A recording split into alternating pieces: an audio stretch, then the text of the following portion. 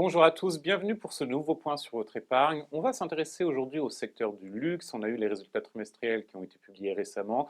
Globalement, quand même, des résultats qui sont plutôt décevants. Sans surprise, c'est l'impact de la guerre en Iran qui est immédiat.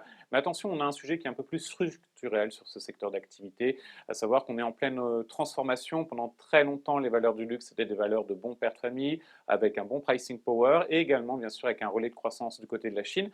Malheureusement, changement d'habitude du consommateur chinois. Autre point qui est important, c'est que vous avez une concurrence en local en Chine qui se met en place, ce qui fait qu'on est sur un secteur qui est en pleine transformation. Mais c'est là où il y a des bonnes nouvelles.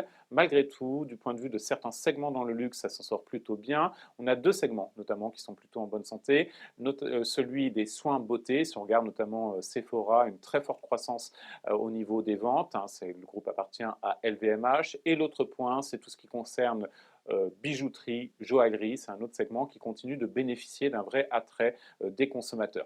Dans le domaine des soins et de la beauté, on a notamment beaucoup de marques aujourd'hui qui regardent tout ce qui est évolution dans les domaines des biotechnologies, notamment tout ce qui concerne les peptides. Les peptides, ce sont des acides aminés, rien de très nouveau, mais en tout cas qui ont plutôt historiquement une application au niveau cutané, donc on peut le retrouver dans des crèmes, soins anti-âge, etc., puisque ça permet d'augmenter le collagène qui est essentiel pour combattre le vieillissement. Mais beaucoup de marques, typiquement Lancôme, s'intéressent aux évolutions en termes de biotechnologie dans ce domaine-là. Pour aller un tout petit peu plus loin, on a des évolutions dans ce domaine aux États-Unis, ça va aussi concerner l'Europe. Et donc, on voit de manière très nette que pour le secteur du luxe, aussi parier sur les innovations, sur les biotechnologies, ça peut être un vrai relais de croissance. On ne s'intéresse plus à un relais de croissance qui est uniquement géographique, la Chine ou d'autres zones. On s'intéresse aussi aux nouvelles technologies pour répondre simplement aux attentes des consommateurs. Alors attention, bien sûr, en termes d'évolution boursière, ça va prendre un certain temps. On le voit de manière très nette, les investisseurs sont encore très sceptiques sur les transformations du secteur du luxe.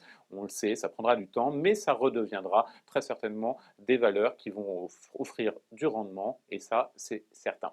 Merci à tous, on se retrouve d'ici un mois pour un autre point sur votre épargne. On découvrira certainement un autre secteur d'activité à cette occasion.